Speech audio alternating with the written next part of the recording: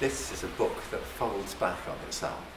It's called A Fold in the River, and it started with poems and notes in a journal. It led to artwork that used some of those words, artwork with words folded in. And then I went back and wrote about Valerie's art, and that bred more art and more writing. So at every stage, fold on fold, back into itself.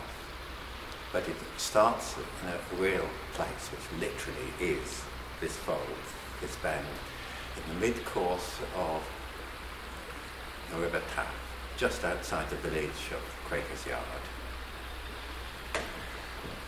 It starts where I and my wife lived for a few years in a cottage on the banks of the Taff. At the end of our garden was a beach, not a bathing beach, but a flood beach.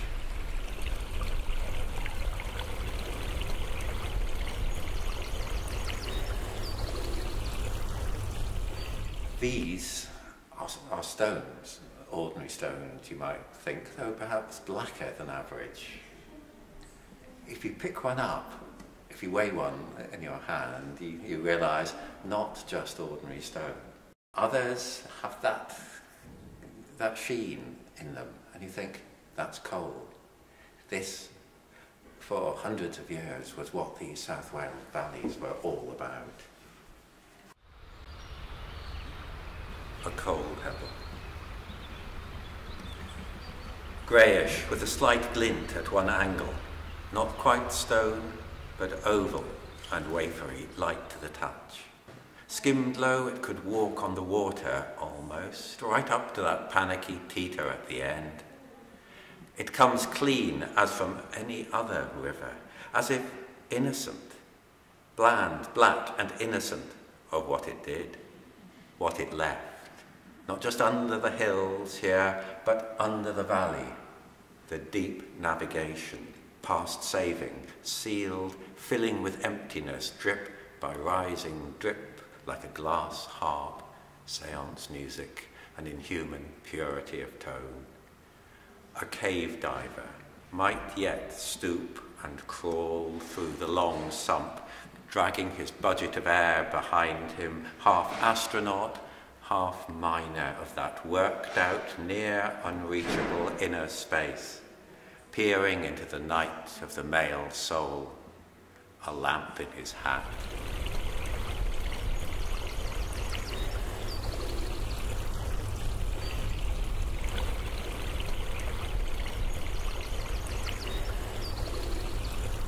And what you can see reasonably clearly in this piece are these folds down the river. You can see those in the folding sketchbooks where I use those to go out and draw along the river, because they have this sense that you can fold the whole book out and get a feel for the whole river, or you can work on a double page spread and look at just a very particular individual space along the river itself.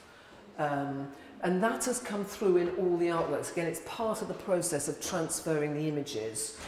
They get laid down in sections, and so you get these kind of fold lines that we've picked up, and it echoes the fold in the river, the actual physical fold in the river.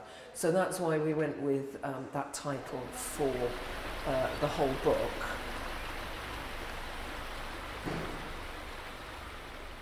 This is the place exactly where Valerie's walking notebooks opened up and let me in. It's a straightforward line-drawn ink map of that course of the river with the bend in the Taff. But something else has found its way in here, and of course in that deep, damp valley, it's water. So with the water stain, what the ink does naturally is bleed outwards.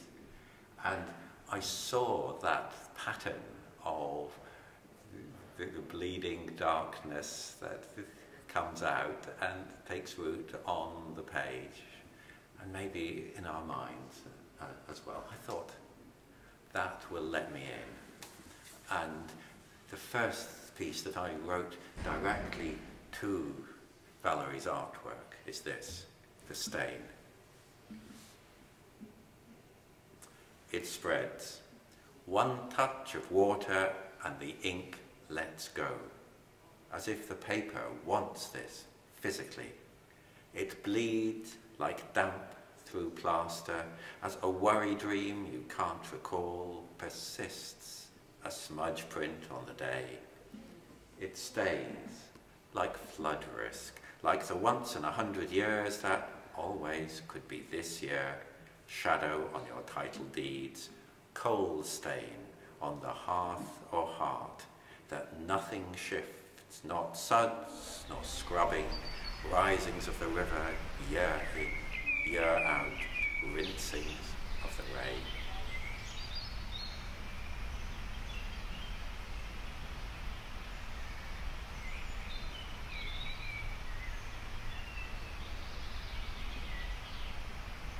In fact, that was one of the poems that Philip wrote specifically in response to work that he'd seen in my studio.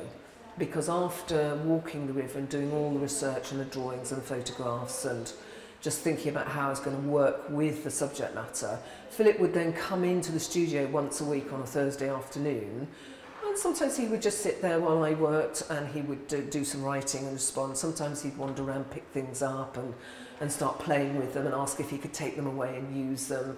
And then he would write some more poems in response to coming in. These are the very final words in the book. If there is a last word, this is it.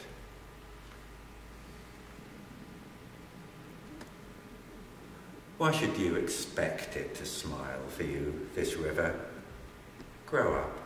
New rains, a half-metre rise, and the taff is murky, greenish-grey and tetchy. A sour smell, too, slightly chemical, slightly tinged with mould. It's an unlovely river today. The last leaves falling, everything as naked as you've seen it. That's naked, not nude. There's nothing posed about it or alluring. In its least best angle, with its uncleared rubbish, too. Unlovely? It doesn't say, love me. Yet, you do.